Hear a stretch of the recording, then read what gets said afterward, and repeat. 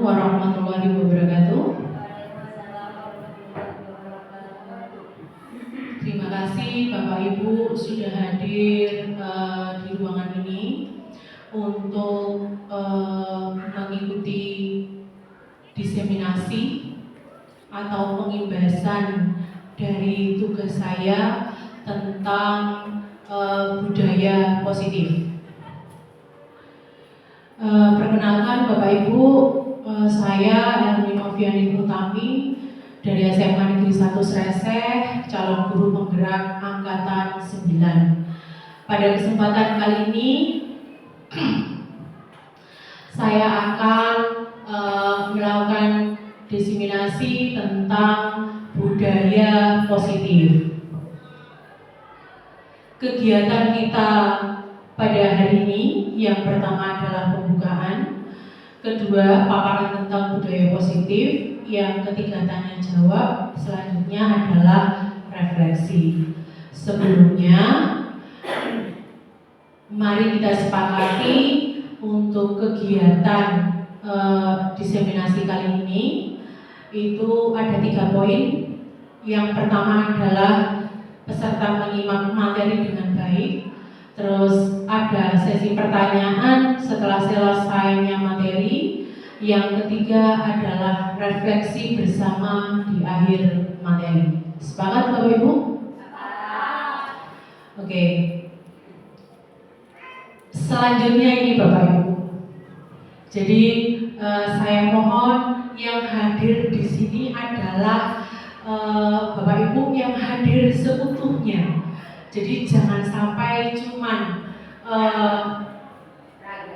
ya, maksudnya raganya yang di sini, ya. Terus, yes, pikirannya di mana-mana. Jadi kita tenangkan hati dan pikiran dulu, berdamai sejenak untuk semua situasi dalam diri untuk hadir seutuhnya di ruangan ini. Mengikuti penjelasan tentang budaya positif. Sebelum masuk ke budaya positif, ada pertanyaan memantik bagi Bapak Ibu. Yang pertama adalah, hukuman dapat mendisiplinkan anak. Menurut Bapak Ibu, apakah Bapak Ibu setuju? Dijawab Bu, dijawab. Tidak. Hukuman tidak dapat mendisiplinkan anak ya. Oke, yang kedua, pemberian hukuman dengan hal positif seperti membaca atau membersihkan halaman sekolah itu dapat meningkatkan disiplin anak. Setuju atau tidak? Setuju atau tidak? Yang ketiga, memberi penghargaan dapat meningkatkan motivasi belajar anak. Setuju atau tidak?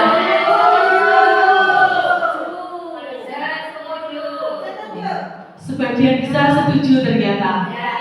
Ada yang tidak setuju? Angkat tangan yang tidak setuju. Yang tidak setuju adalah Nikmatul Rahmah. Oke Bapak Ibu, tidak apa-apa. Nanti akan kita bahas ketika nanti sudah tahu tentang budaya positif, Bapak Ibu sudah bisa menyimpulkan sendiri. Ini apakah benar atau tidak jawaban yang sudah disampaikan oleh Bapak Ibu. Pada budaya positif, ya, yang kita bahas adalah budaya positif. Budaya positif topiknya banyak Bapak Ibu. Yang pertama ada disiplin positif dan nilai-nilai kebajikan universal. Yang kedua, teori motivasi, hukuman dan penghargaan serta restitusi. Yang ketiga, keyakinan kelas. Keempat, kebutuhan dasar manusia dan dunia berkualitas. Kelima, 5 posisi kontrol, ini juga masuk ke restitusi.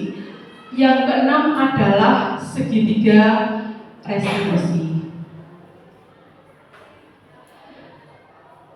Pertama, kita akan bahas tentang disiplin positif dan nilai-nilai kebajikan universal. Nah, sekarang untuk mengawali kegiatannya, coba Bapak Ibu baca kegiatan kepala tangan. Jika ada dua orang A dan B, ya, ada dua orang A dan B. Terus kemudian sobeklah secari kertas kecil, ya, secari kertas kecil. Terus Anda menuliskan sesuatu yang sangat berharga di dalamnya. Dituliskan gitu.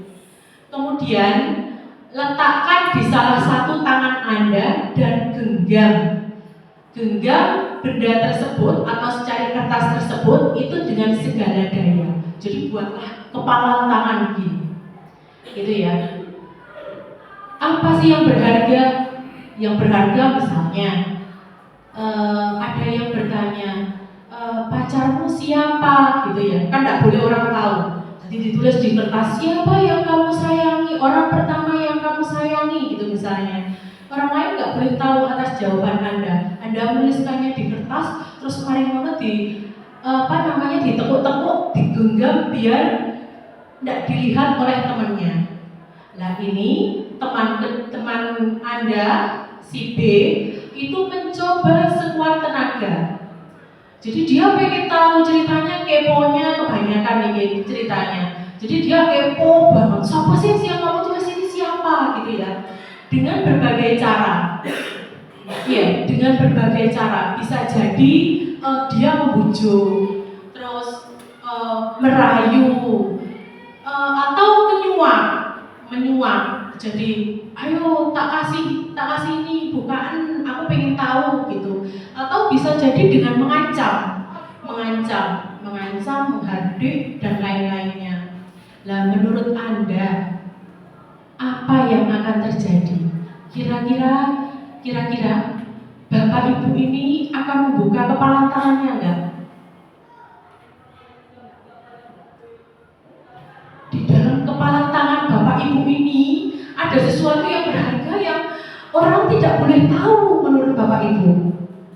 Jadi teman itu merayu, aku pengen tahu, buka dong gitu. Atau temennya ngancam, tak cubit kamu kalau tidak dikasih misalnya. Kira-kira Bapak Ibu buka enggak kepala tangannya? Tidak ya? Oke. Jadi kesimpulannya Bapak Ibu, kesimpulan dari kegiatan ini, tidak ada yang bisa mempengaruhi, ya. Faktor eksternal itu nggak ada yang bisa mempengaruhi kita, ya, kecuali kita sendiri. Meskipun kita dirayu, meskipun kita mau dihukum misalnya, atau diancam misalnya, atau mau dicubit, itu nggak akan bisa mempengaruhi seseorang. Ya, intinya begitu. Jadi tergantung dari dirinya sendiri. Sama seperti pertanyaan pemantik yang tadi. Jadi adanya mau dikasih penghargaan, mau dikasih hukuman, itu tidak dapat mempengaruhi seseorang. Sebenarnya begitu. Jadi yang bisa mempengaruhi itu sebenarnya hanya faktor intrinsiknya dari dia sendiri, dari dalam. Mungkin akan berubah, mungkin, tapi tidak dapat bertahan lama, Bapak Ibu. Begitu intinya, nggih. Selanjutnya kita akan membahas tentang perubahan paradigma teori kontrol dan atau teori pilihan. Teori kontrol, ya, teori kontrol. Bapak Ibu, saat ini saya bukan menggurui, tidak. Saya hanya berusaha untuk transfer pengetahuan, terhadap Bapak Ibu. Mudah-mudahan nanti Bapak Ibu juga tertarik atau berkenan juga ikut terutama ikut guru penggerak dan bisa mengaplikasikan budaya positif ini di sekolah kita gitu, mengerti tentang budaya positif sehingga sekolah kita menjadi sekolah yang nyaman dan menyenangkan bagi anak. Yang pertama adalah perubahan paradigma teori kontrol atau teori pilihan. Jadi ilusinya yang pertama, guru mengontrol murid. Jadi guru itu hanya bisa mengontrol,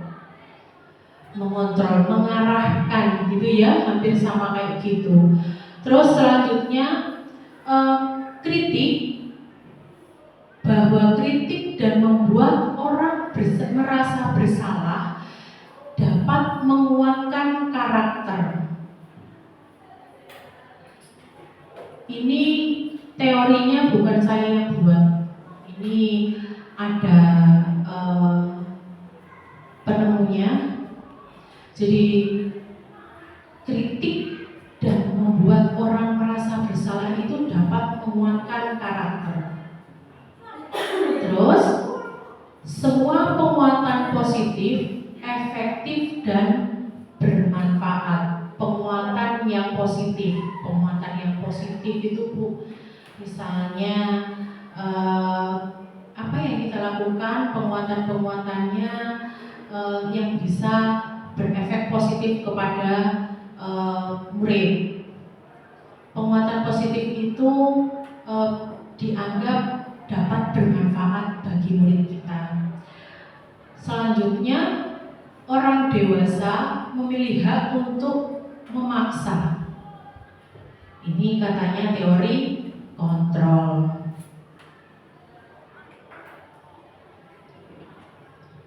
Nah, ada perubahan paradigma Bapak Ibu dari stimulus respon ke teori kontrol. Jadi intinya nanti Bapak Ibu bisa menyimpulkan siapakah sesungguhnya nanti yang memiliki kontrol bagi dirinya sendiri. Kalau pada stimulus respon, ya, kita mencoba mengubah orang agar berpandangan sama dengan kita. Sedangkan pada teori kontrol, kita bukan mencoba merubah, tapi berusaha memahami pandangan orang lain. Selanjutnya, perilaku buruk itu dilihat jadi satu kesalahan. Kalau pada stimulus respon, jadi ada yang buruk itu dianggap kesalahan. Nah, kalau pada teori kontrol, semua perilaku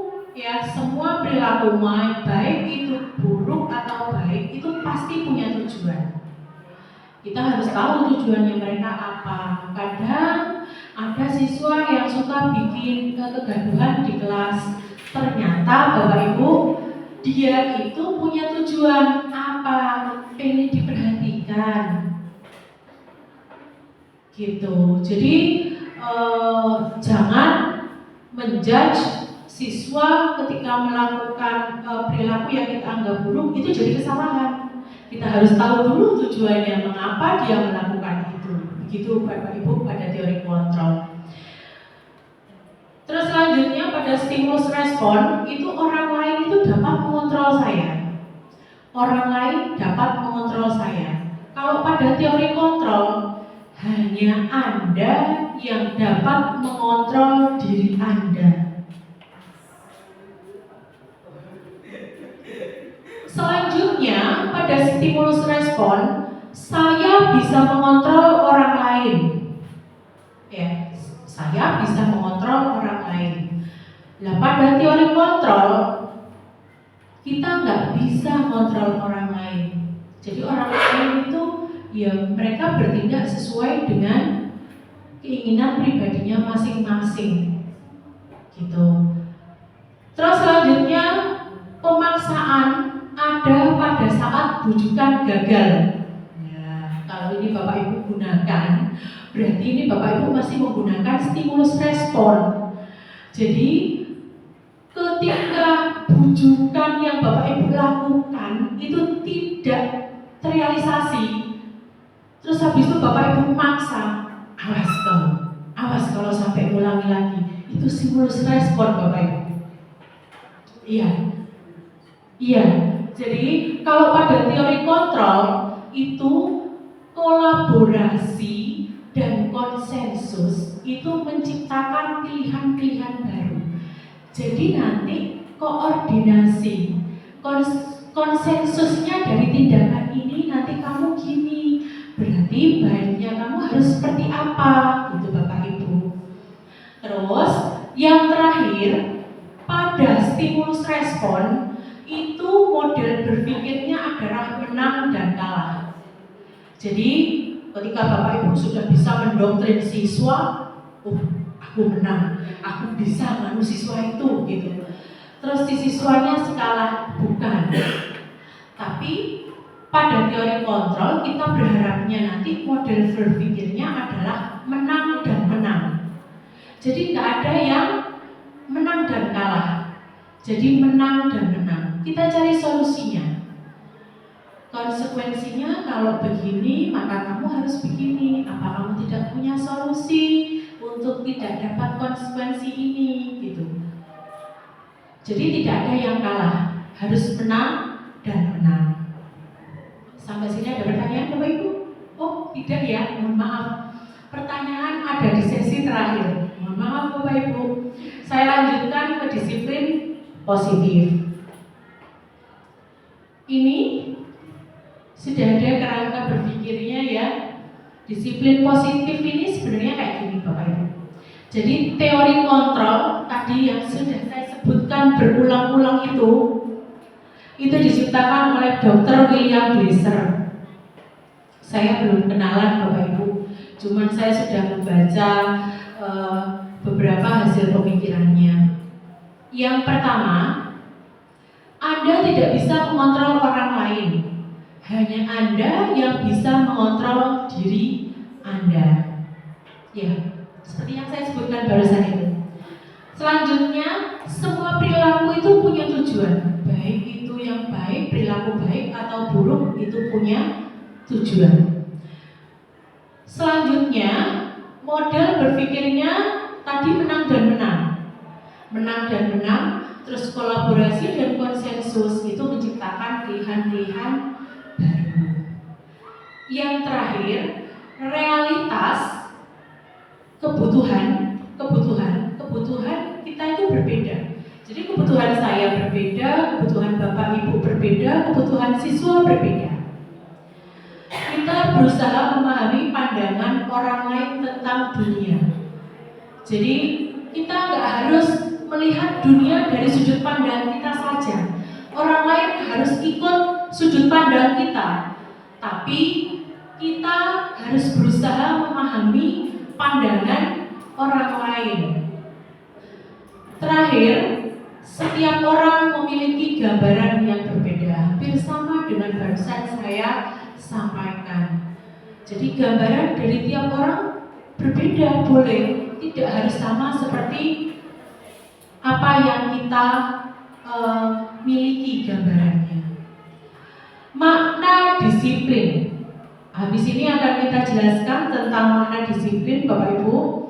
Terus ada teori motivasi. Jadi motivasi itu dari diagram itu nanti teori motivasi itu ada karena pertama menghindari hukuman, kedua mendapatkan imbalan, ya.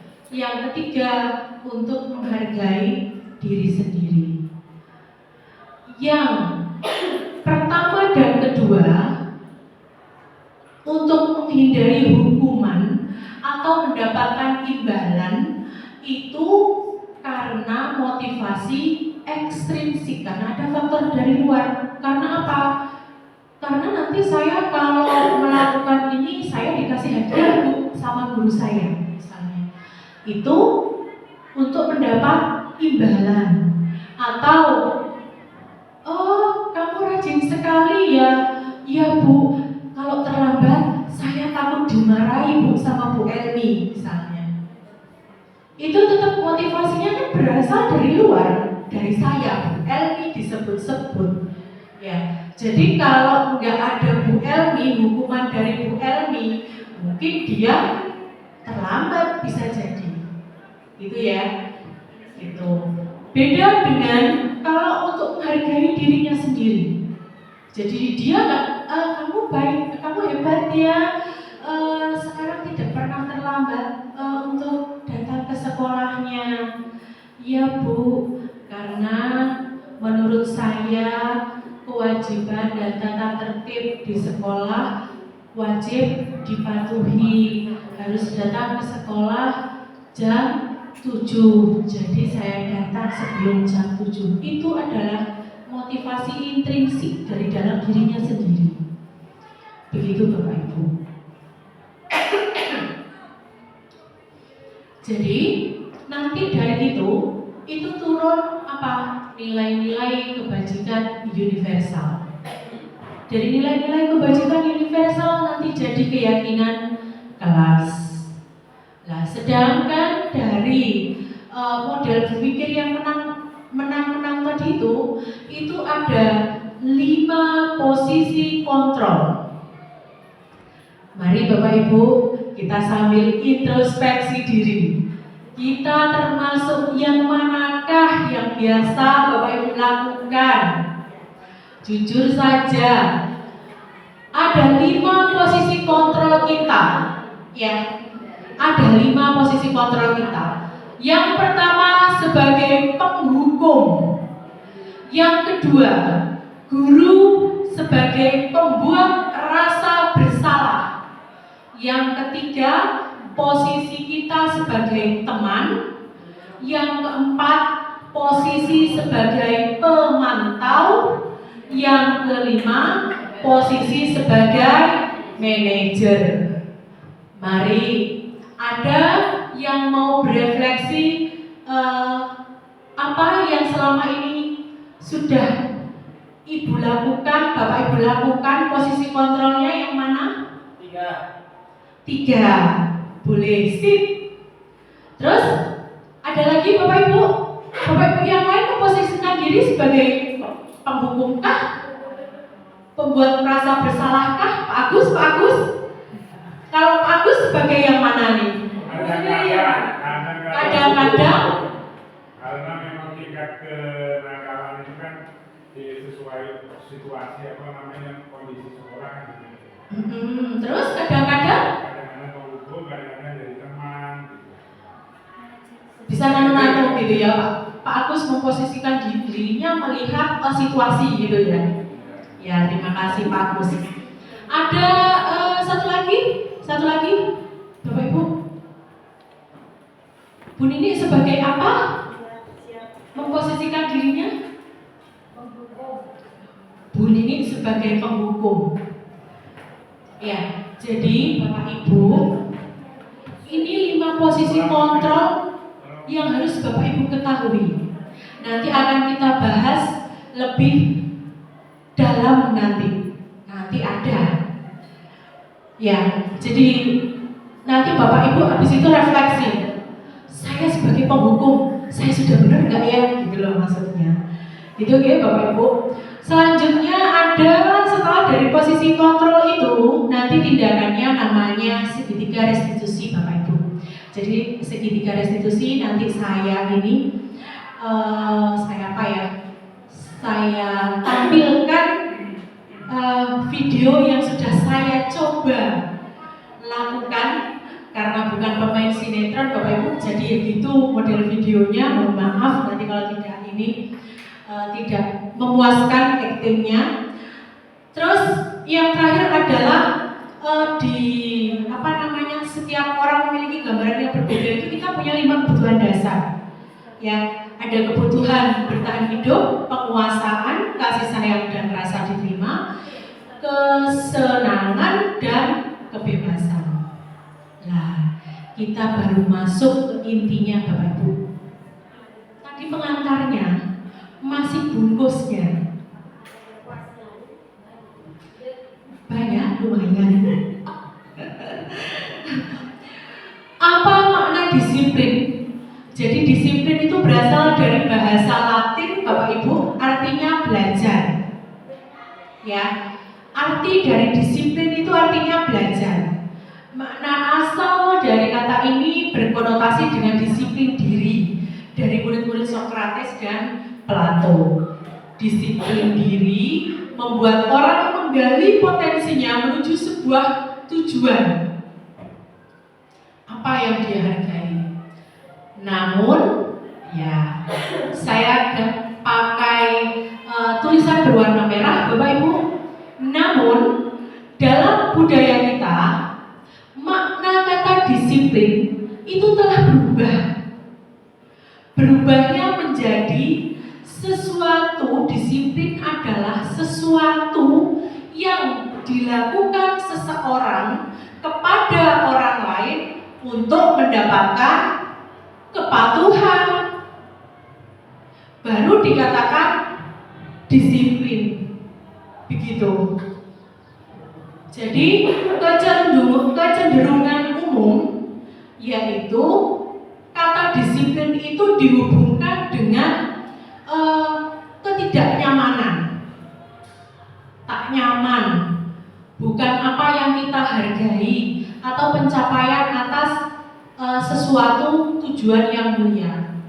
Padahal disiplin ini sebenarnya adalah tujuannya membuat orang agar menggali potensinya menuju sebuah tujuan yang dia hargai itu apa. Nah, mudah-mudahan dengan adanya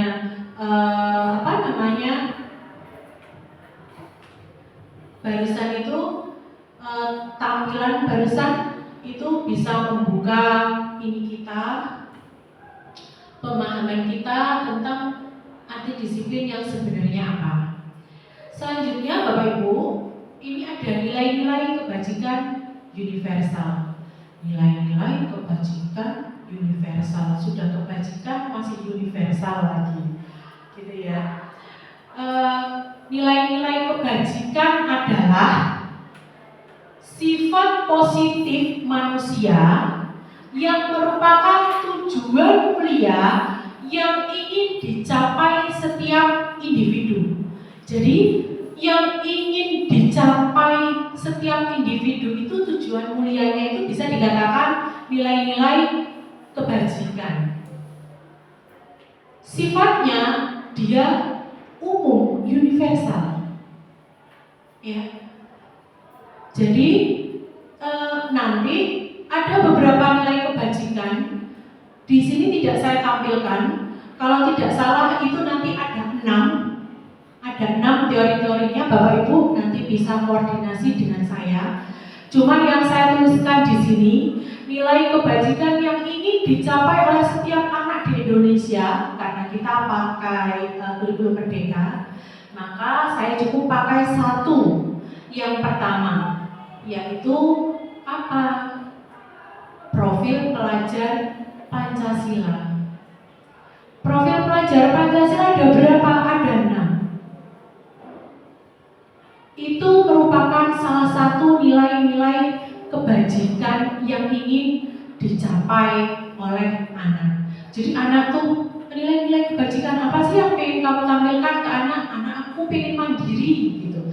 Atau anak-anakku tuh pengen kreatif. Ya, pengen kreatif, atau aku pengen mereka bisa bergotong royong, karena gotong royongnya mereka, rasa gotong royongnya mereka sekarang sudah berkurang atau terkikis, gitu Bapak Ibu.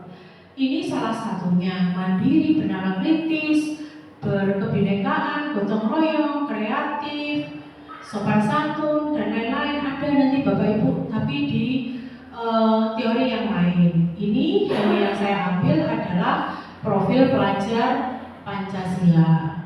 Jadi nilai-nilai kebajikan itu sebenarnya banyak sekali, tidak hanya ini Bapak Ibu. Saya lanjutkan ke pembelajaran yang kedua, teori motivasi, hukuman dan penghargaan serta restitusi. Teori motivasi perilaku manusia. Jadi motivasi perilaku manusia itu seperti yang tadi sudah saya bahas, Bapak Ibu, itu ada 3. Yang pertama, untuk menghindari ketidaknyamanan atau hukuman. Yang kedua, untuk mendapatkan imbalan atau perhargaan dari orang lain. Terus yang ketiga, untuk menghargai diri sendiri. Jadi kalau misalnya saya berperilaku untuk datang tepat waktu karena saya takut ditegur oleh kepala sekolah saya, berarti motivasi perilaku untuk datang tepat waktunya itu hanya untuk menghindari hukuman atau ketidaknyamanan dipanggil oleh kepala sekolah. Jadi itu berarti motivasinya berasal dari faktor eksternal, dari orang lain, yaitu kepala sekolahnya. Atau motivasimu apa untuk datang tepat waktu ke sekolah misalnya? Saya pengen dikenal dan dapat penghargaan sebagai guru teladan misalnya, atau siswa teladan yang tidak pernah telat datang ke sekolah misalnya. Berarti dia berperilaku seperti itu tuh hanya karena pengen dipuji atau pengen ada imbalannya. Itu juga berarti motivasinya eksternal. Tapi ketika kita datang tepat waktu ke sekolah tanpa takut atau khawatir ditegur oleh kepala sekolah dan tanpa berharap untuk mendapat imbalan atau mendapat penghargaan, berarti Bapak Ibu melakukan perilaku itu untuk menghargai diri sendiri. Motivasinya adalah motivasi internal. Jadi motivasi internal inilah sebenarnya Bapak Ibu tujuan dari disiplin positif. Jadi adanya disiplin positif yang sudah kita bahas tadi itu kita berharap ya kita itu dapat berperilaku, motivasi perilaku itu motivasinya adalah internal. Jadi nggak ada pengaruh dari luar, nggak ada. Pengennya dari dirinya sendiri, untuk menghargai dirinya sendiri. Begitu Bapak Ibu. Nah, ini ada kata-kata yang saya kutip dari Ki Hajar Dewantara. Merdeka menurut Ki Hajar Dewantara itu artinya tidak hanya terlepas dari perintah. Ya, merdeka itu nggak hanya terlepas dari perintah, tapi merdeka itu juga cakap memerintah diri sendiri. Jadi merdeka itu harus bisa memerintah diri sendiri, gitu loh. Nggak hanya karena nggak diperintah itu namanya merdeka, bukan. Gitu ya. Jadi pemahamannya harus kita luruskan. Oke, lanjut Bapak Ibu. Dihukum. Tadi kan ada dihukum ya, yang pertama ya dihukum karena alasannya takut dihukum atau mendapatkan sesuatu yang tidak nyaman. Keduanya untuk mendapatkan penghargaan. Sebenarnya Bapak Ibu ya, sebenarnya memberikan penghargaan kepada siswa atau anak didik kita kita itu sebenarnya juga mendukung. Ya, iya. Secara kita tidak sadar, penghargaan yang kita kasih ke siswa kita itu adalah hukuman. Bahwa penghargaan berlaku sama dengan hukuman. Dalam arti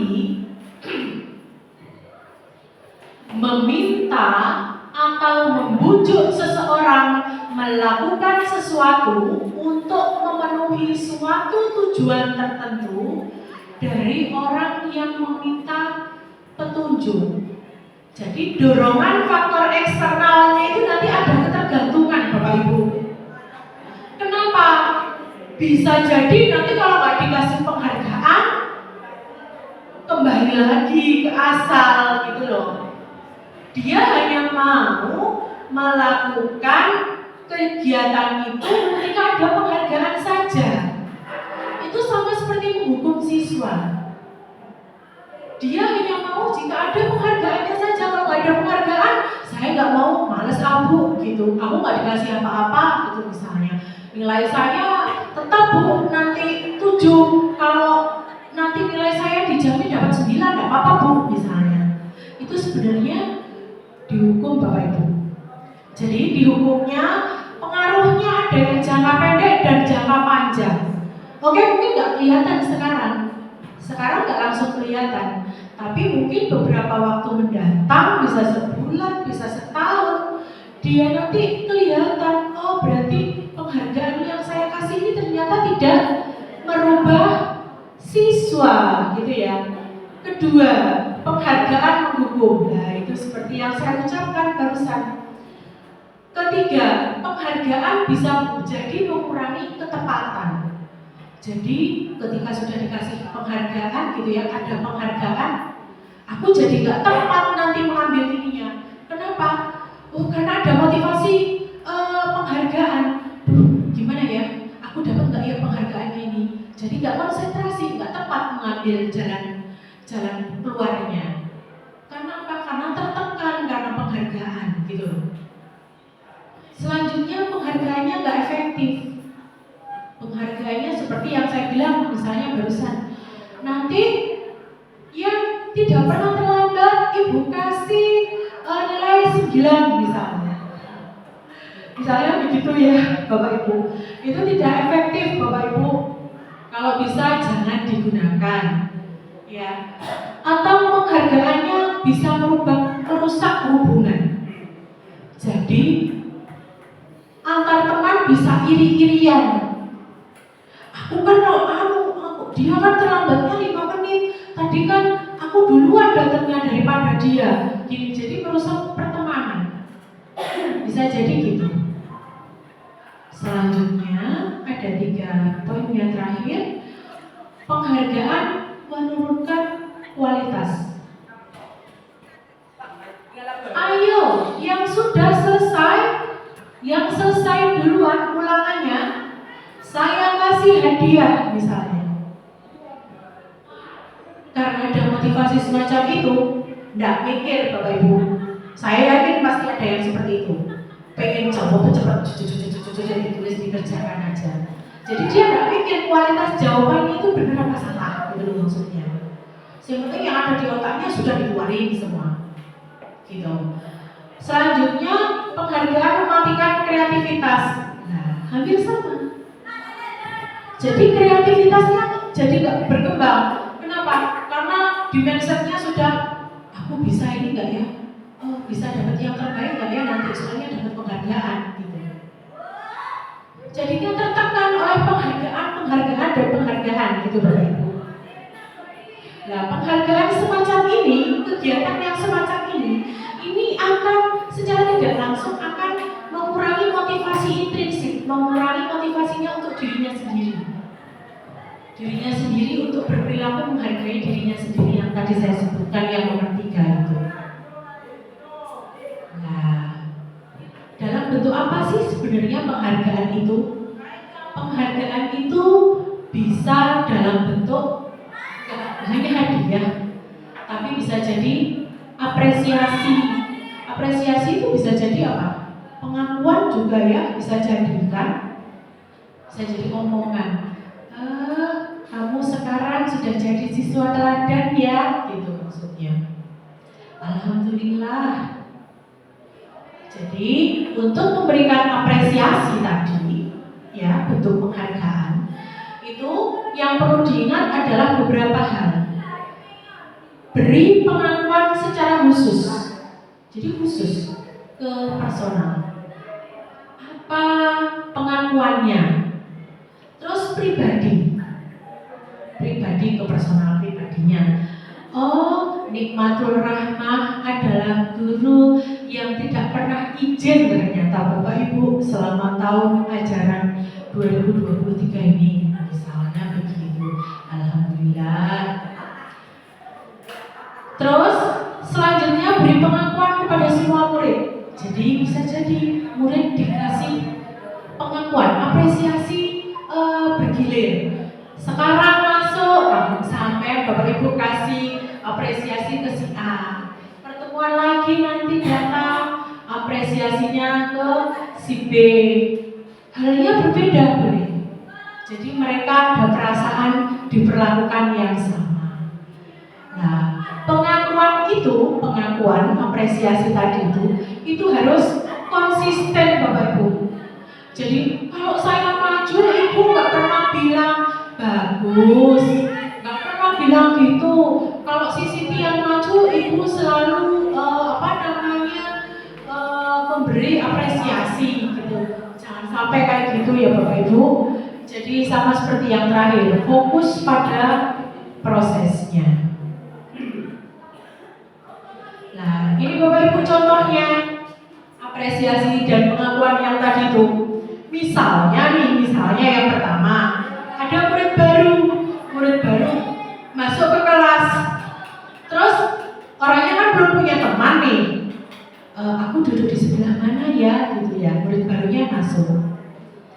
Bapak Ibu bisa dilihat dulu siswanya. Oh, ternyata ada temennya yang ngasih tempat duduk, ngasih tahu. Itu loh bangkunya kosong misalnya.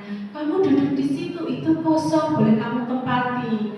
Nah, setelah itu Ibu boleh panggil siswa yang tadi. Apresiasinya bahasanya gini. Kemarin saya perhatikan rasa empatimu besar sekali loh. Gitu aja sudah apresiasi loh Bapak Ibu. Gitu. Jadi bentuk pengakuan itu nggak hanya hadiah ya, apresiasi boleh ya. Jadi terus kalau misalnya di kelasmu ada banyak kertas ternyata ya, terus kamu ambil, kamu buang ke tempat sampah. Pada saat jam pelajarannya Bapak Ibu di kelas, Bapak Ibu kasih apresiasi. Terima kasih untuk rasa tanggung jawabmu menjaga kebersihan. Gitu aja sudah senang loh Bapak Ibu, insya Allah. Gitu ya. Bisa nggak Bapak Ibu? Terima kasih. Oke. Sekarang kalau begitu saya ingin tanggapan dari Bapak Ibu sekalian.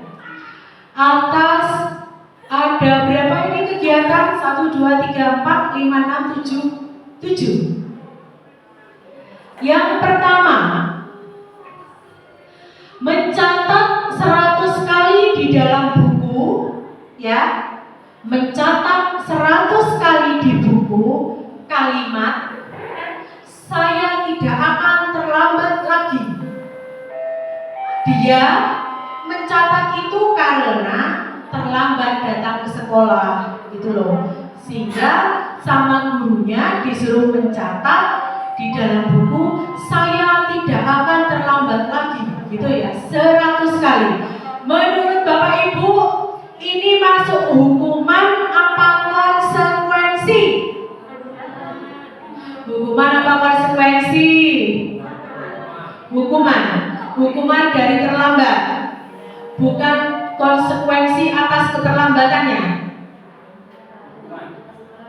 Sepakat apa Bapak Ibu? Oke, yang pertama hukuman ya. Yang kedua, lari mengelilingi lapangan basket 2 kali karena terlambat hadir di sekolah. Hukuman. Oke, sepakat ya? Sepakat. Yang ketiga, murid diminta untuk push up 15 kali karena tidak menggunakan masker ke sekolah. Hukuman. Oke. Selanjutnya, menggantikan kertas tugas teman yang sudah dicoret-coret. Ya? Konsekuensi? Sepakat semua? Oke. Membersihkan tumpahan air di meja tulis karena tersenggol pada saat belajar. Konsekuensi juga? Sepakat? Ya. Terus selanjutnya, murid disuruh untuk tidak mengenakan sepatu seharian karena tidak mengenakan sepatu hitam. Hukuman apa konsekuensi? Ayo. Jadi karena dia nggak pakai sepatu hitam nih, dia itu disuruh nggak pakai sepatu di sekolah. Jadi selama di sekolah dia belajar nggak usah pakai sepatu karena kamu terlambat gitu ya. Ini masuk hukuman apa konsekuensi? Ayo. Hukuman. Oh, Bu, hukuman ya. Pak Agus, pilih hukuman apa konsekuensi?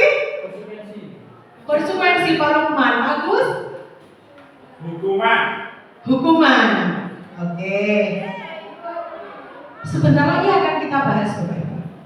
Lari mengelilingi lapangan basket 2 kali karena terlambat 10 menit untuk pelajaran PJOK. Apa ini? Apa ini? Ayo. Ding, ding, ding. Hukuman? Kita lihat jawabannya Bapak Ibu. Silakan dievaluasi.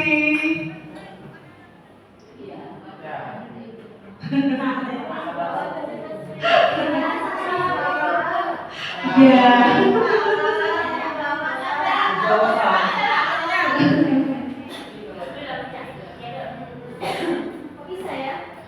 Karena itu kan pelajaran olahraga, Bu.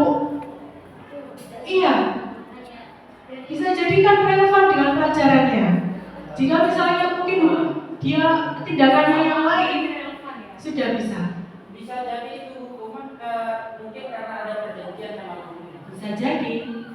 Bisa. Ya, kalau terlambat 9 menit harus balik besok. Boleh. Jadi bentuknya sudah hukuman gitu ya. Tergantung dari sebelumnya. Iya. Boleh. Sudah Bapak Ibu dapat pencerahan ya? Ya, untuk membedakan hukuman dan konsekuensi. Ini Bapak Ibu sebenarnya ya, kesimpulannya ini Bapak Ibu. Perbedaan hukuman dan konsekuensi. Jadi kalau hukuman itu nanti jadinya menyakitkan gitu loh maksudnya. Ya. Kalau konsekuensi ya memang harus terjadi. Terus habis itu lebih spesifik lagi, membuat anak sakit, sakitnya bisa sakit hati atau sakit fisik untuk jangka waktu yang lama dia sembuhnya. Jadi diingat terus, ada yang tetap pegel Bapak Ibu. Kadang murid itu kita kan nggak tahu ya perasaannya murid. Ada murid itu ketika mungkin dapat hukuman gitu dari Bapak Ibu, dia kan aku habis dihukum sama bapak itu misalnya, itu bisa jadi sembuhnya lama Bapak Ibu, gitu. Terus anak jadi membenci kedisiplinan. Kalau dihukum, jadinya dia nggak mau disiplin, jadi malas. Alah, kok dihukum gini gitu.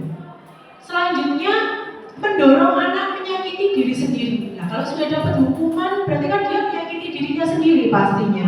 Kan hukumannya dari guru itu kan bermacam-macam. Bisa jadi hukuman fisik atau dan lainnya. Terus habis itu hukuman itu menjadi diri yang buruk. Ya. Anak belajar untuk menyembunyikan kesalahan. Nah, kadang sudah tahu kalau terlambat di pintu gerbang ada Pak Agus. Ya, sepedanya nggak dimasukkan ke sekolah. Iya kan? Kan menyembunyikan jadinya Bapak Ibu. Murid kita jadi nggak jujur gitu loh maksudnya. Kalau ada kayak gitu, kalau ada hukuman gitu. Jadi mereka enak-enak jalan kaki, atasnya sudah dilempar. Dari mana? Dari luar Pak, saya tadi fotokopi. Bisa jadi kayak gitu Bapak. Terus marah, rasa bersalah diperlakukan dan merasa tidak dihargai. Nah, khawatir ada perasaan-perasaan seperti ini nanti Bapak Ibu ketika ada hukuman, gitu loh maksudnya. Jadi dia bisa jadi merasa dipermalukan atau tak dihargai, atau dia jadi merasa bersalah terus. Sedangkan pada konsekuensi itu anak itu merasa nggak nyamannya sebentar. Pada saat itu saja, selesai, gitu loh. Terus anak jadi menghargai disiplin. Ya, konsekuensinya jadi stimulus ketanggapan. Mendorong anak agar mudah menyesuaikan diri. Menyesuaikan diri sesuai dengan apa yang kita harapkan. Konsep diri yang baik, anak belajar untuk mematuhi peraturan jadinya. Jadi dengan adanya konsekuensi, oh aku kalau gini konsekuensinya gini. Jadi dia harus jadinya pengen mengikuti harapannya, pengen mengikuti aturan yang ada.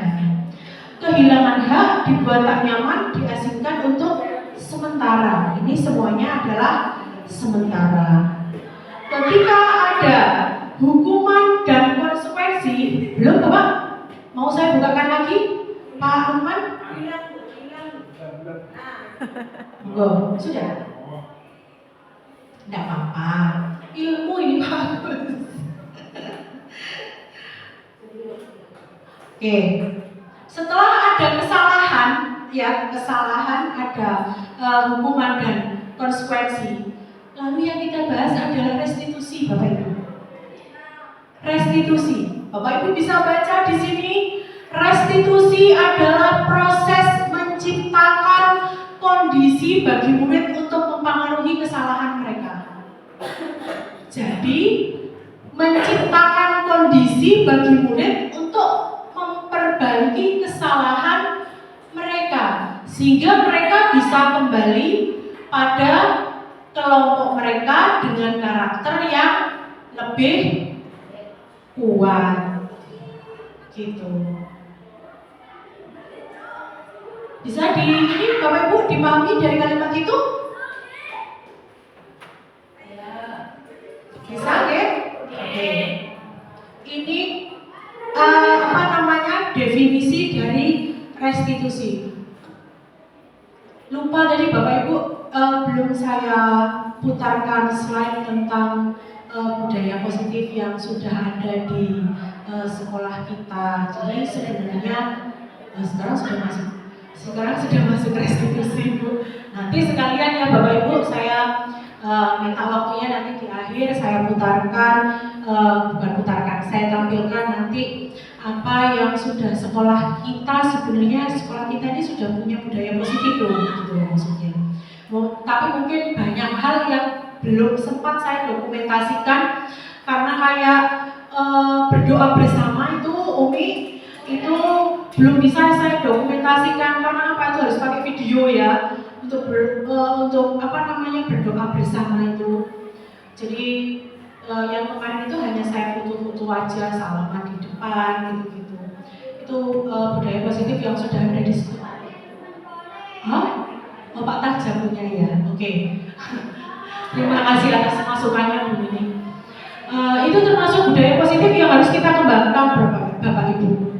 Jadi anak-anak biar berdoa bersama-sama, biar sebelum pembelajaran semuanya hikmat, agar ilmu yang didapat itu bisa bermanfaat. Iya, itu perlu kebiasaan kayak gitu Bapak Ibu. Selanjutnya ini Bapak Ibu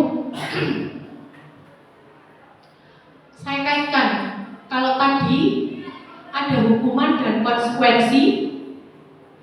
Kalau tadi ada hukuman dan konsekuensi, sekarang saya tambahi satu lagi, hukuman, konsekuensi, dan restitusi. Jadi 3 Bapak Ibu. Ya. Sudah ya, silakan dilihat. Ketika kita melakukan hukuman, maka itu identitasnya kita anggap gagal. Ya.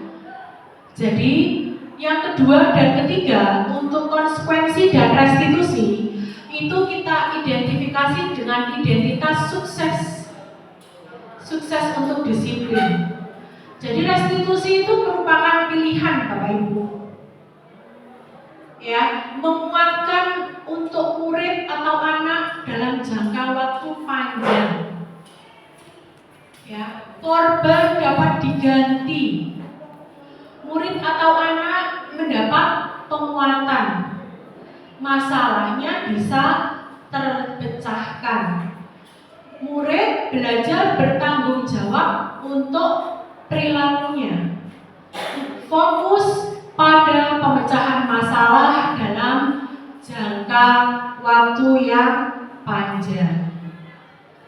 Selanjutnya, apa yang kamu yakini, apa yang kamu bisa lakukan untuk memperbaiki kesalahan ini, itu adalah kata-kata yang bisa kita sampaikan pada saat restitusi terhadap siswa kita. Murid atau anak menghormati dirinya dan orang lain. Jadi pada restitusi ini anak menjadi positif, ya. Kalau pada konsekuensi dia jadi netral. Kalau dia mendapat hukuman maka dia dianggap menjadi negatif. Ini Bapak Ibu. Bukan untuk menebus kesalahan, ya. Bukan untuk menebus kesalahan, namun nanti siswa itu belajar dari kesalahan. Itu restitusi. Memperbaiki hubungan. Terus habis itu ini merupakan tawaran. Restitusi itu menawarkan nanti ke anak kita, ke murid kita, bukan memaksa. Restitusi menuntut untuk melihat ke dalam diri. Ya. Terus restitusi mencari kebutuhan dasar yang mendasari tindakan. Apa sih dia sih kebutuhan dasarnya? Yang harus dipenuhi ini sebenarnya apa? Kemudian restitusi diri adalah cara yang paling baik. Restitusi fokus pada karakter bukan tindakan. Selanjutnya restitusi fokus pada solusi sampai di garis bawah. Jadi dia menekankan pada solusinya, gitu. Memberi solusi pada anak itu. Restitusi mengembalikan murid yang berbuat salah itu pada kelompoknya. Jadi dia nggak merasa bersalah. Dia balik lagi ke kelompoknya itu seperti yang baik-baik saja, gitu. Gitu Bapak Ibu. Materi selanjutnya adalah keyakinan kelas Bapak Ibu. Nah, keyakinan kelas. Alhamdulillah saya sudah berusaha mengimplementasikan Bapak Ibu keyakinan kelas. Itu mengapa tidak peraturan saja? Iya, mengapa kok tidak peraturan saja? Mengapa kok harus keyakinan kelas, gitu ya? Oke, ini ada beberapa statement mengapa kita memiliki peraturan harus menggunakan helm bila mengendarai kendaraan roda 2. Untuk apa? Keamanan atau keselamatan ya Bapak Ibu, gitu ya. Untuk mendukung motivasi ini kembali ke nilai-nilai keyakinan lebih menggerakkan seseorang dibanding mengikuti serangkaian peraturan, gitu Bapak Ibu. Jadi gitu, itu keyakinan kelas. Nah, gini. Kenapa kita harus buat keyakinan kelas? Kita kan berharapnya budaya positif Bapak Ibu ya. Budaya positif ini luas Bapak Ibu, bisa budaya positif di kelas atau budaya positif di sekolah. Tapi biasanya budaya positif di sekolah. Nah, awalnya kita harus buat peraturan kelas Bapak Ibu. Dari peraturan kelas itu menjadi keyakinan kelas. Ya, lalu kita buat keyakinan kelas. Dari keyakinan kelas menjadi lingkungan yang positif, karena keyakinan yang sudah kita buat, keyakinan di kelas yang sudah kita buat itu pasti positif Bapak Ibu. Jadi otomatis lingkungan di sekitarnya nanti akan terbiasa jadi positif. Ketika sudah lingkungan positif, maka kita berharap budaya di sekolah juga positif. Jadi saya harap nanti mudah-mudahan Bapak Ibu bisa membuat keyakinan kelas di kelasnya masing-masing. Kalau di kelas 12, 1, 2, dan 3, insya Allah saya sudah buat keyakinan kelasnya. Dan mudah-mudahan guru mapel yang lain sepakat dengan keyakinan kelas itu. Dengan adanya keyakinan kelas yang sudah dibuat, itu bukan berdasarkan saya, tapi itu adalah aspirasi dari murid-murid itu sendiri. Nah, ini Bapak Ibu. Ini ya contohnya. Ini yang manakah keyakinan kelas, yang mana kesepakatan kelas. Yang sudah saya buat mungkin masih belum sempurna nanti Bapak Ibu, karena anak-anak juga pemahamannya juga mungkin masih belum terhadap keinginan yang ingin saya aplikasikan, implementasikan itu. Ini contohnya kesepakatan kelas, ya. Kesepakatan kelas. Ini kesepakatan kelas dan nanti akhirnya jadi apa Bapak Ibu? Keyakinan kelas. Dari kesepakatan kelas itu jadi keyakinan kelas. Tepat waktu, menjaga kebersihan, aktif dalam pembelajaran, tertib, misalnya menggunakan HP pada tempatnya, itu kesepakatan kelas. Baik Bapak Ibu. Nah, di kegiatan kelas ini ada tabel T dan Y, ya, tabel T dan Y. Jadi dari setiap tindakan itu, dari setiap sikap itu nanti ada terlihat, berperilaku dan terdengar, T dan Y. Ini kayak gini Bapak Ibu tabelnya. Nah, misalnya kalau dari sikap hormat, maka yang tanpa itu berarti dia datangnya tepat waktu, berarti hormat terhadap gurunya, masuk terhadap. Terus berarti yang tidak tampak seperti hormat apa? Sering hadir terlambat. Salah satunya lagi menyapa teman dan guru setiap hari, itu hormat. Terus yang tidak tampak hormat, yang apa? Acuh tak acuh terhadap teman dan guru, masuk, tidak gimana gitu maksudnya. Gitu.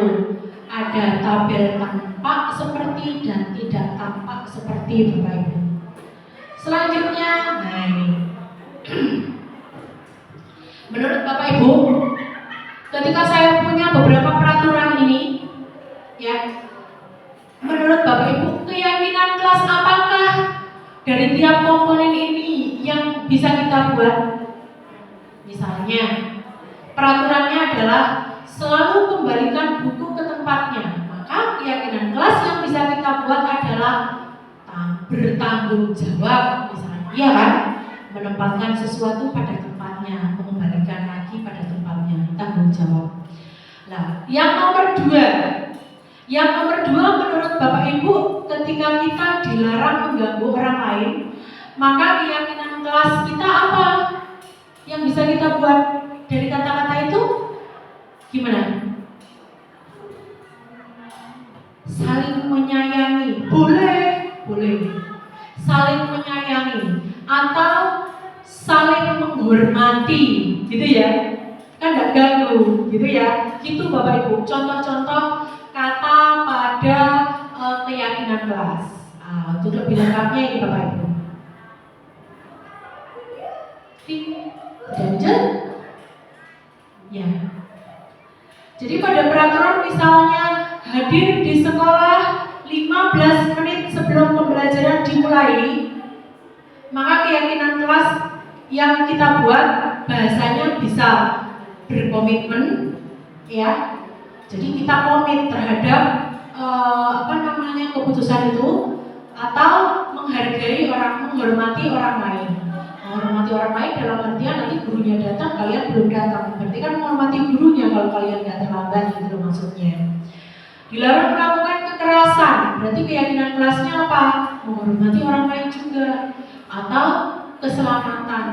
Dilarang menggunakan narkoba, keyakinan kelasnya apa? Kesehatan. Narkoba itu kan tidak sehat, gitu loh. Maka keyakinan kelas yang kita buat adalah kesehatan. Gunakan masker, berarti itu dia kesehatan, ya, kesehatan juga, dan keselamatan.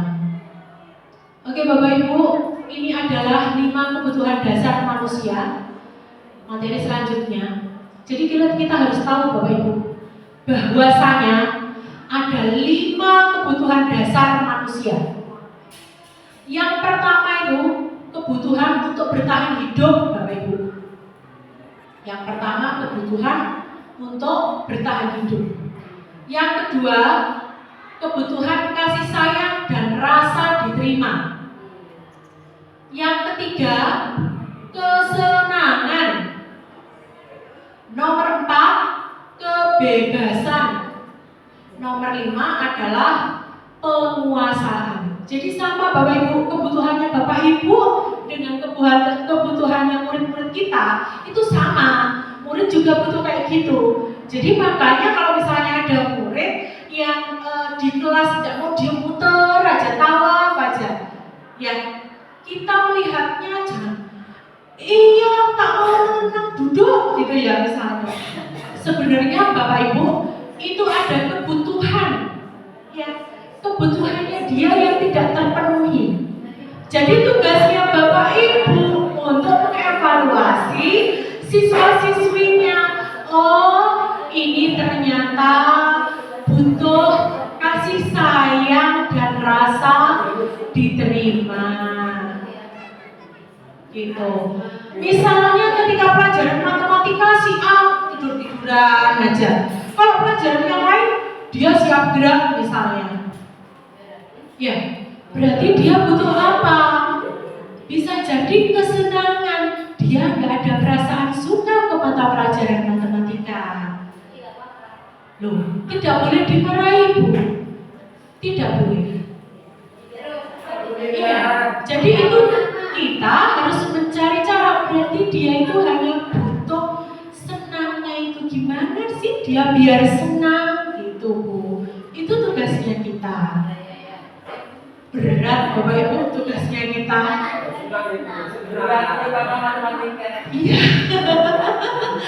Tidak sesederhana dengan menyampaikan materi Bapak Ibu ternyata. Ya, ini 5 posisi kontrol Bapak Ibu. Ini materi yang mungkin kesekian, hampir terakhir nih Bapak Ibu. Iya. Ditahan dulu ya Bu ya. Ini materinya menarik dan Ibu harus tahu sebagai guru agama. 5 posisi kontrol teman-teman. 5 posisi kontrol kita. Kita harus tahu diri kita itu jadi penghukum, pembuat rasa bersalah, mau posisi kita sebagai teman, pemantau atau manajerkah kita itu. Gitu loh. Ketika kita memposisikan diri sebagai penghukum atau pembuat rasa bersalah, maka identitas kita itu dia itu jadi gagal. Karena apa? Kontrolnya dari luar. Karena kan cuma takut hukuman atau cuma takut jadi tersangka bersalah gitu loh. Tapi ketika Anda Bapak Ibu ya itu memposisikan diri sebagai teman atau pemantau,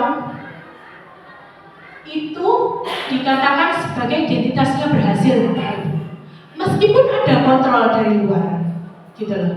Kan tetap ada kontrol, ada orang lain gitu loh. Maksudnya yang sebagai teman. Nah, spesifikasi Spesifikasinya Bapak Ibu, yang terakhir itu adalah yang paling kita dambakan, itu adalah memposisikan diri sebagai manajer. Berat Bapak Ibu, tapi kita harus belajar memposisikan diri kita sebagai manajer. Jadi anak didik kita itu bisa mengkontrol dirinya sendiri jadinya. Oke. Yang membedakan apa? Misalnya gurunya itu melakukan, kalau pada menghukum, posisi sebagai penghukum itu marah-marah gitu, nunjuk-nunjuk atau menyakiti, mencubit atau dan lain, atau nyindir, itu juga menyakiti loh Bapak Ibu. Terus kalau pembuat merasa bersalah, maka indikatornya yang dilakukan Bapak Ibu itu gini. Bapak Ibu ngomong, kamu itu seharusnya begini, saya kan kecewa kamu melakukan ini. Kenapa kamu gak kasihan sama ibu? Gitu. Ibu tuh berusaha menjadikan kamu tuh jadi murid yang sukses semua. Itu membuat siswa jadi bersalah Bapak Ibu. Kata-kata yang seperti itu. Selanjutnya, memposisikan diri sebagai teman. Ketika berperan sebagai teman, jadi dia Bapak Ibu memberikan alasan-alasan untuk muridnya. Kadang gurunya bilang gini, ayolah kamu berubah demi saya, gitu loh maksudnya. Masa kamu nggak mau, gitu loh. Kayak gitu ternyata Bapak Ibu bahasanya tuh kayak gitu.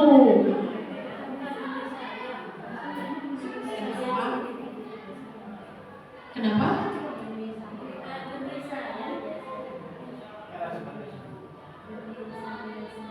Loh bukan, ini kan sebagai ini Bu, sebagai teman. Gitu. Contohnya kayak gitu bahasanya. Terus selanjutnya, kalau sebagai pemantau biasanya lebih berpatokan pada peraturan. Sudah terlambat, lihat jamnya, 15 menit. Aturannya masuknya jam berapa? Jam 7.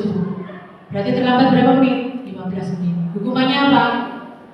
Itu pemantau.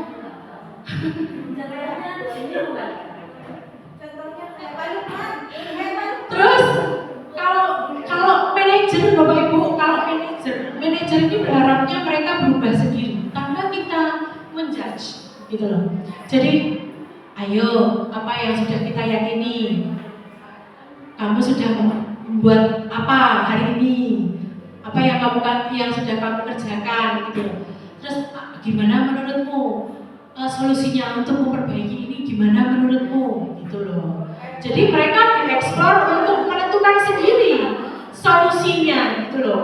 Kita hanya membimbing, gitu ya Bu Nini ya? Ya, ini adalah manajer Bapak Ibu. Jadi kita nggak memberi solusi. Murid yang mencari solusi atas kesalahan yang sudah dia buat sendiri, dan kita tidak boleh menjudge. Oke? Nah, menurut Bapak Ibu, nih pernyataannya, saya kecewa sekali dengan kamu. Nah, kalau kayak gini, menurut Bapak Ibu yang mengatakan ini siapa nih? Saya kecewa sekali dengan kamu. Kayaknya saya tadi sudah sempat ngomong ya, gimana? Pembuat merasa bersalah kalau kayak gitu. Terus yang kedua, kamu tidak pernah benar melakukannya. Apa itu? Kok gak bener-bener sih? Gitu loh maksudnya. Apa? Penghukum. Ya, benar Pak Mampu, penghukum. Terus ini, yang ketiga, ayolah lakukan demi ibu bapak. Teman, ya posisi kita sebagai teman. Apakah kamu mendapatkan stiker bintang hari ini? Biasanya di sekolah TK ya, dikasih bintang gitu. Apa kamu mau dapat bintang hari ini? Gitu ya. Posisi apa nih?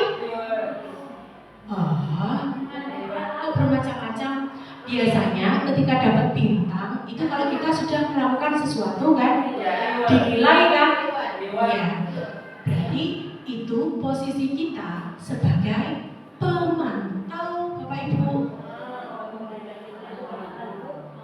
Ya, selanjutnya bagaimana kamu bisa menyelesaikan masalah ini? Apa tadi? Manajer. Jadi manajer itu semuanya harus dikembalikan ke siswa, gitu loh. Terus yang terakhir, kamu selalu terakhir, gitu loh. Gak pernah di awal, ngumpulkan terakhir terus kamu. Masuk apa nih? Penghukum ini. Itu ya Bapak Ibu? Oke. Ini jawabannya Bapak Ibu. Sudah ya? Selanjutnya kita lanjutkan dengan segitiga restitusi Bapak Ibu. Ini materi terakhir. Segitiga restitusi ini harus Bapak Ibu uji cobakan, harus Bapak Ibu praktekkan di kegiatan belajar mengajarnya Bapak Ibu. Segitiga restitusi itu ada 3 tahapan. Pertama, menstabilkan identitas. Yang kedua, apa? Validasi kebutuhan. Yang ketiga, menanyakan keyakinan. Jadi Bapak Ibu, ya, ketika murid kita salah, itu Bapak Ibu harus menstabilkan identitasnya dulu. Contohnya gini, setiap orang pasti melakukan kesalahan, gitu loh. Jadi dia kan nggak merasa sendirian Bapak Ibu, gitu loh. Karena apa? Karena oh iya tiap orang kan pasti punya salah, gitu loh. Itu termasuk menstabilkan identitas. Terus habis itu validasi kebutuhan. Validasi kebutuhan bisa dengan menggunakan kalimat begini Bapak Ibu. Kamu tentu punya alasan kenapa terlambat. Kenapa kira-kira? Itu masuk validasi kebutuhan Bapak Ibu. Selanjutnya menanyakan keyakinan. Jadi segitiga restitusi ini ketika kita sudah punya keyakinan kelas Bapak Ibu, ya, ketika kita sudah punya keyakinan kelas, yang bisa kita tanyakan apa? Nilai apa yang sudah kita sepakati di kelas? Itu menanyakan keyakinan. Atau kamu ingin menjadi orang yang seperti apa sih? Kalau misalnya menjadi orang seperti A, ya kalau ingin jadi orang A berarti kamu harus gimana? Itu biarkan dia berpikir sendiri. Ini Bapak Ibu, menstabilkan identitas, membuat anak yang merasa gagal tadi itu karena berbuat salah itu menjadi positif terhadap dirinya sendiri. Ya, seperti yang tadi saya sampaikan, kamu bukanlah satu-satunya orang yang pernah berbuat salah. Misalnya kata-katanya melalui seperti itu. Atau berbuat salah itu hal yang manusiawi. Kayak gitu Bapak Ibu ya. Nah, ini adalah beberapa kata yang bisa disampaikan dengan untuk menstabilkan identitas. Sedangkan yang ini adalah validasi kebutuhan. Ya Bapak Ibu ya. Jadi membantu mengenali basic kebutuhan dasar yang ingin dipenuhi sama siswa. Ya, apa itu ketika melaksanakan kesalahannya? Apa yang penting bagi kamu? Atau kamu bisa saja melakukan hal yang lebih buruk, tapi kamu nggak melakukannya kan? Gitu. Itu validasi kebutuhan Bapak Ibu. Selanjutnya menanyakan keyakinan. Apa nilai yang kita percaya di kelas kita? Atau nilai universal apa yang telah kita sepakati di kelas? Itu sudah masalah keyakinan. Makanya sebelum kita merestitusi, kita harus punya keyakinan kelas Bapak Ibu. Nah, oke. Ini nanti refleksinya Bapak Ibu ya. Refleksi dari apa yang kita sampaikan. Sebelumnya Bapak Ibu, seperti janji saya yang tadi saya tampilkan Bapak Ibu Loh, kok nggak muncul ya?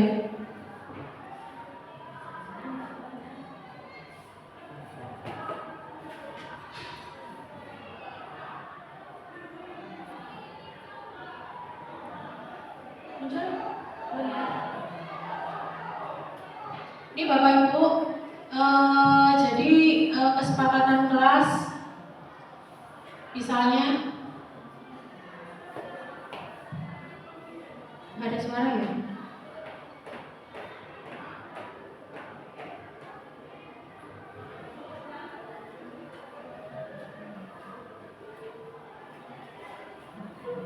Kok nggak ada suaranya? Sudah. Sudah.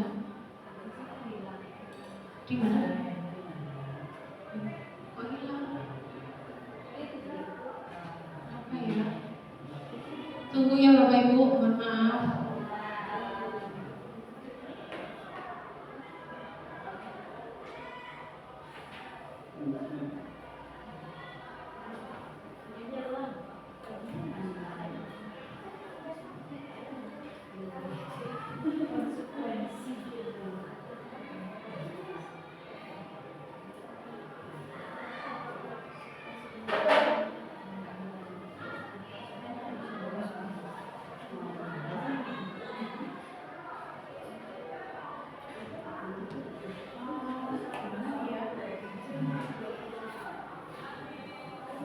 Bisa kita tolong dengan Bapak Ibu.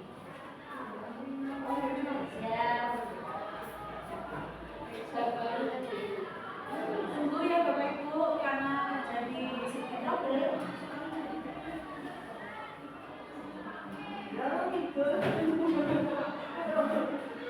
Oke.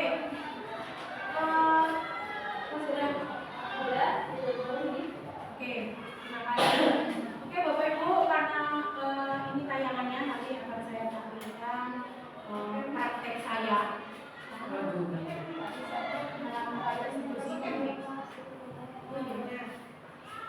Iya Bapak Ibu.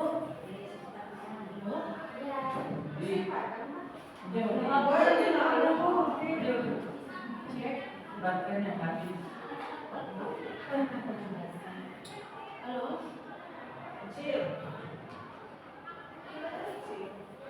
Halo.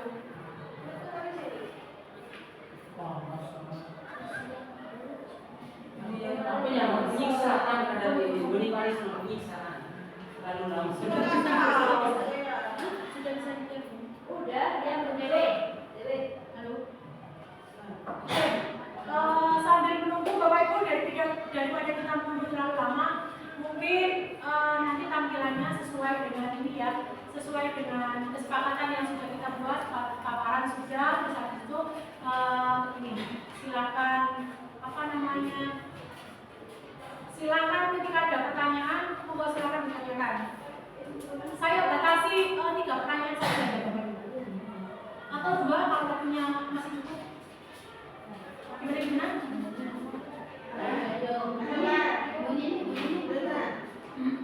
Ya, kepada nama.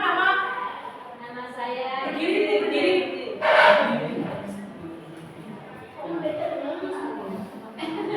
Saya boleh tanya nggak? Ya, nama saya Ibu Siti Munawaroh, Bu, ngajar biologi. Yang saya tanyakan itu, apakah restitusi hanya dilakukan 1 kali saja? Sudah saya jawab.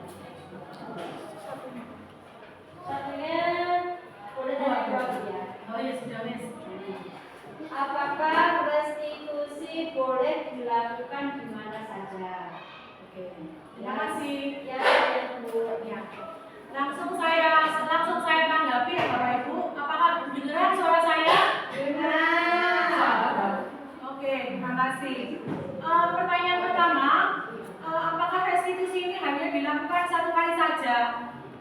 Tidak cukup hanya 1 kali Bapak Ibu. Karena apa? Jadi kita jangan berharap 1 kali melakukan restitusi ambil siswa terus habis itu siswanya terus langsung bisa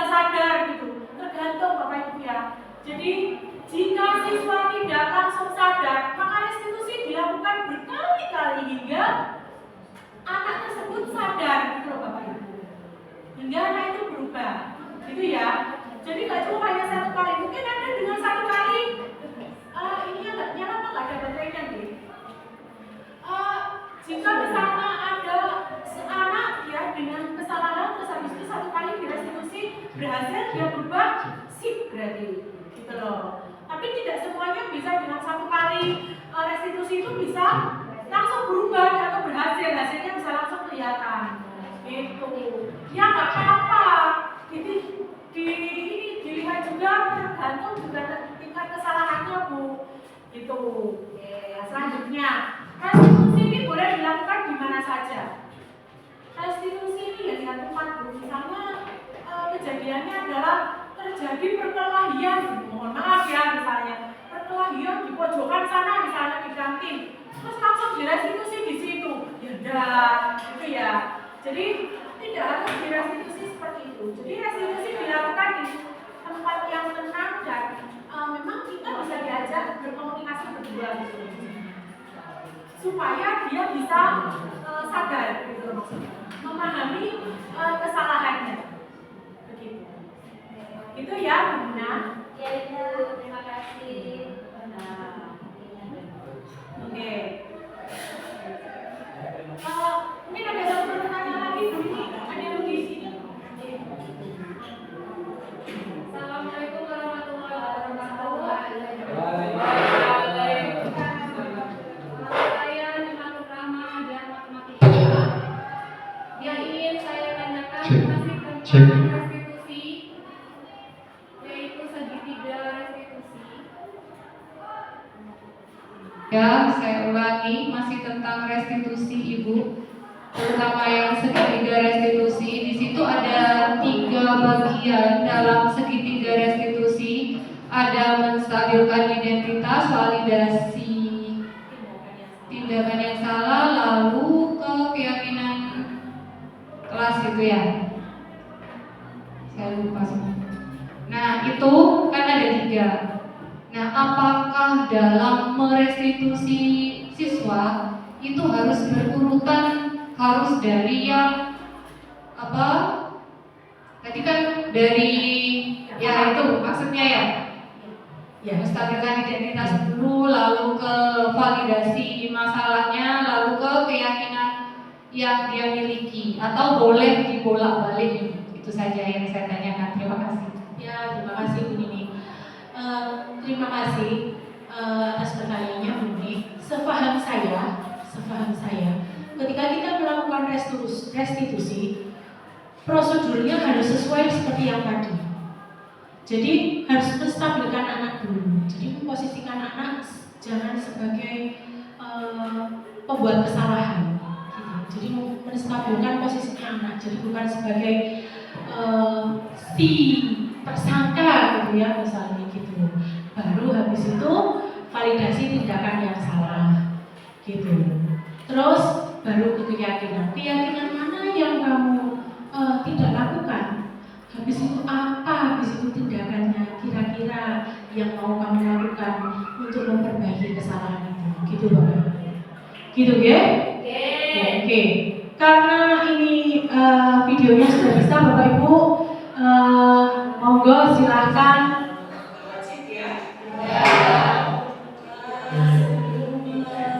Videonya tidak sempurna Bapak Ibu, tapi kira-kira seperti ini gitu loh. Setidaknya ini jadi gambaran Bapak Ibu. Berapa menit ya? 20 menit. Saya percepat ya? Boleh?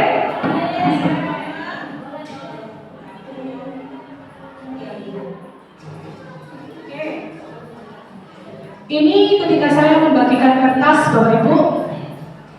Ini video ketika saya membagikan kertas untuk dituliskan anak-anak. Jadi tidak harus sama dengan anak-anak yang lain. Jadi dia benar-benar apa namanya ya, inisiatif sendiri. Apa sih yang ingin kamu wujudkan di kelas itu biar kelasnya itu nyaman gitu. Kayak gitu Bapak Ibu. Selanjutnya ini mereka sudah mengumpulkan ya. Mereka sudah mengumpulkan di depan. menyampaikan aspirasinya masing-masing.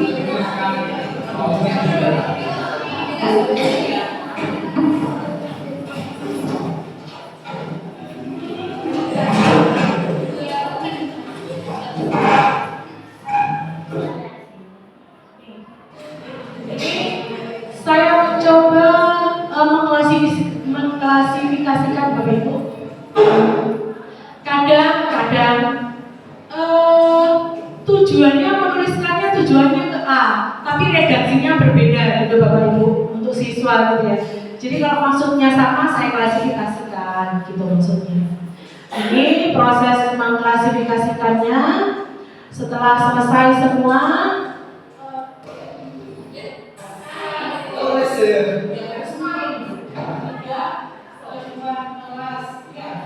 nah itu. Jadi kita tuliskan bareng-bareng. Kesepakatannya apa saja. Gitu. Ketika sudah membuat kesepakatan, baru kita bisa buat keyakinan kelasnya. Itu Bapak Ibu.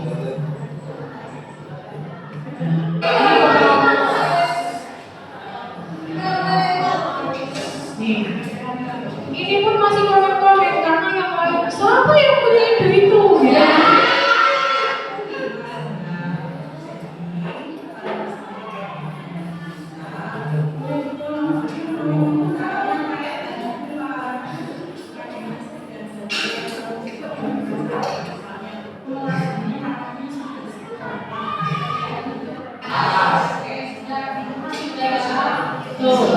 Ini sudah selesai, ada beberapa item di kesepakatan kelas. Kebetulan ini kelas 12.1 Bapak Ibu, kelas 12.3 juga sudah.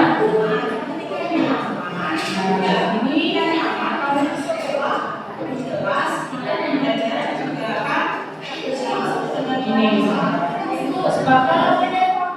kesepakatan kelas yang sudah disepakati tadi. Ini contoh Zoom kesepakatan kelasnya ya. Ini. Nah, ini kelas 12.3 kemarin. Kelas 12.3 Bapak Ibu, ini hasil kesepakatan kelasnya. Oh, ada yang nomor 8 sampai tak ini caps lock tulisannya. Kompak. Ada yang pengen di kelasnya itu kompak. Ini kelas 12.3. Ya. Kelas gimana Bu? Belum Bu, sabar nih. Tenang, pasti. Sudah jadi target. Memang harus Pak. Saya membiasakan untuk kelas yang saya ini Bapak Ibu kira-kira ada yang kenal ini siapa ya? Ini adalah contoh budaya positif sebenarnya yang sudah lama sekali sudah kita laksanakan di sekolah kita ya, termasuk budaya-budaya positif untuk berani mengeluarkan pendapat, terus bermusyawarah. Ini contoh kegiatan saya ketika melakukan restitusi. Salah. Assalamualaikum. No, tidak usah. Assalamualaikum. Ini testimoni dari murid saya Bapak Ibu ketika sudah saya restitusi. Saya siswa kelas 12.3 SMPN 1 Sreksek. Saya bermain game ketika pembelajaran matematika. Saya tidak melaksanakan keyakinan kelas kami, yaitu tentang disiplin dan tanggung jawab. Saya ketakutan ketika ketahuan bermain game, khawatir akan dimarahi dan begitu. Tapi ternyata ibu ini tidak marah. Saya sangat lega. Beliau bertanya alasan saya tidak mengikuti pembelajaran dengan baik. Saya diminta untuk mengevaluasi diri sendiri tentang perbuatan yang saya lakukan. Lalu saya diminta untuk mencari solusi untuk memperbaikinya.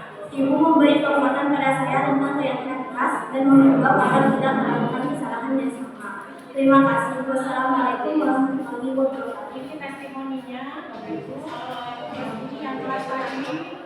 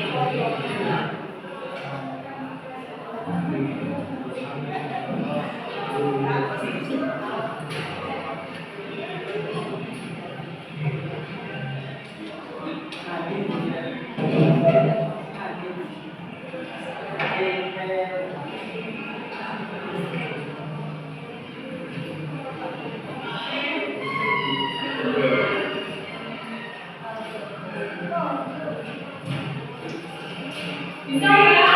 Ya. Oke, sip. Keren.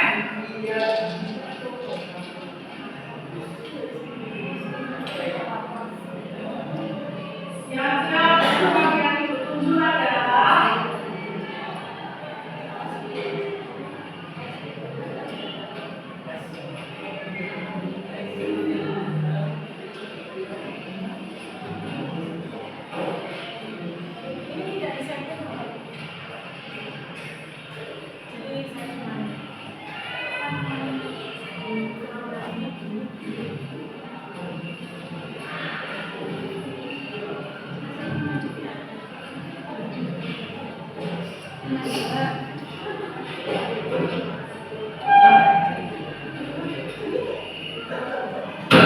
Kaki mewakili toda, kaki mendukung toda dan tidak.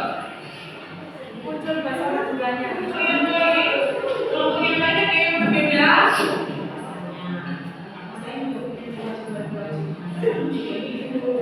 Kan belajar, kewajibannya harus belajar. Boleh kan dia boleh. Jangan lupa tentang oke, sekarang yang ditanyakan apakah ingat keyakinan kelas apa yang kamu sudah kita buat itu terus menurutmu yang belum kamu penuhi sekarang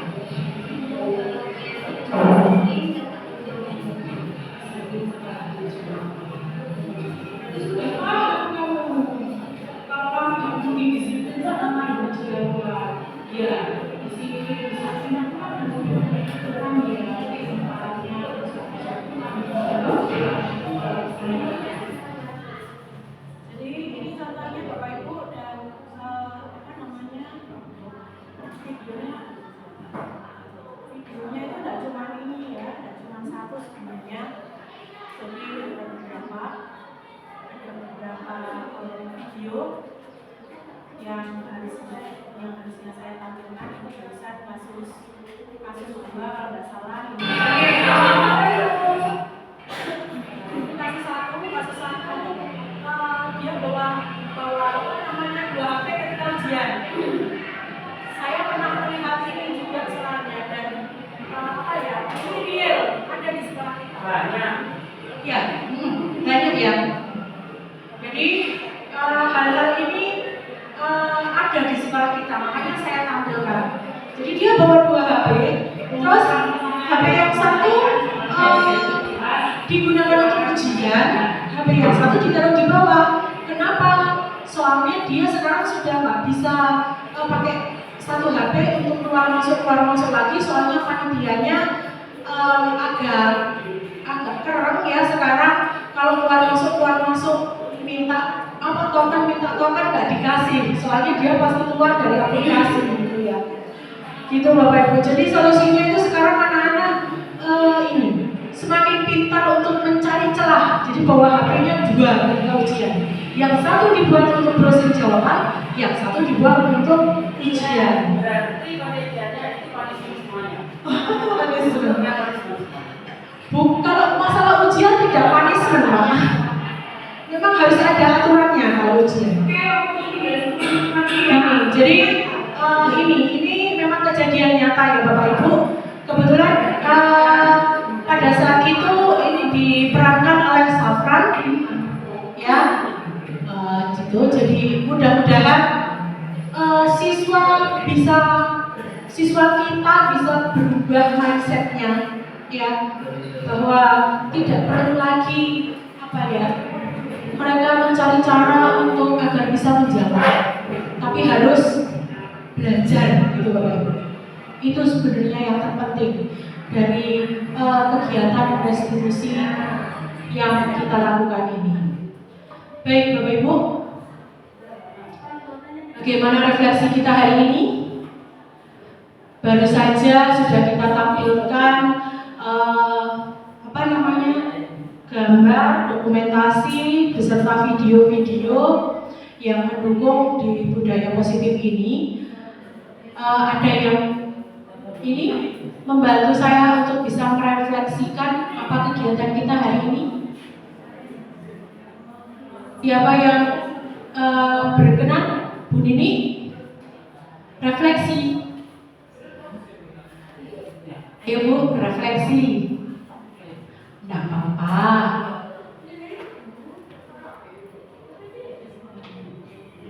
Baik, saya coba untuk merefleksikan kegiatan kita pada hari ini Ya, tentang budaya positif. Jadi budaya positif ini terdapat beberapa hal.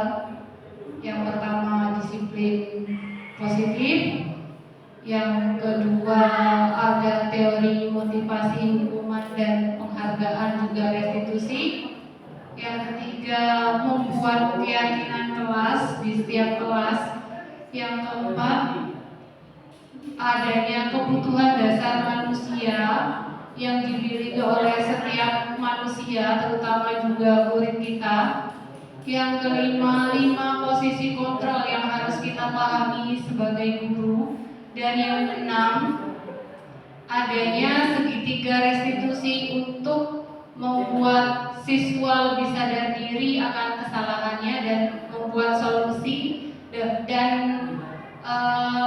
menemukan solusi atas masalah yang telah dilakukan siswa tersebut. Terima kasih. oke. Terima kasih Bu Nini atas refleksinya di kegiatan kita pada hari ini.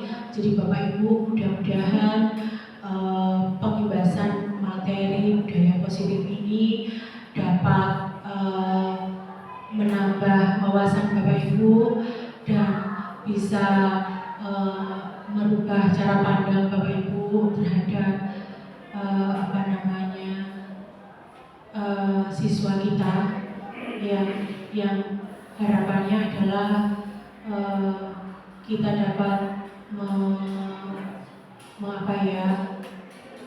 menjadikan sekolah ini menjadi sekolah yang aman dan nyaman bagi siswa tentunya untuk belajar. Mudah-mudahan materi ini bisa Bapak Ibu implementasikan dan bermanfaat bagi kita semua, juga bagi sekolah. Kurang lebihnya saya mohon maaf. Wabillahi taufiq wal hidayah. Wassalamualaikum warahmatullahi wabarakatuh.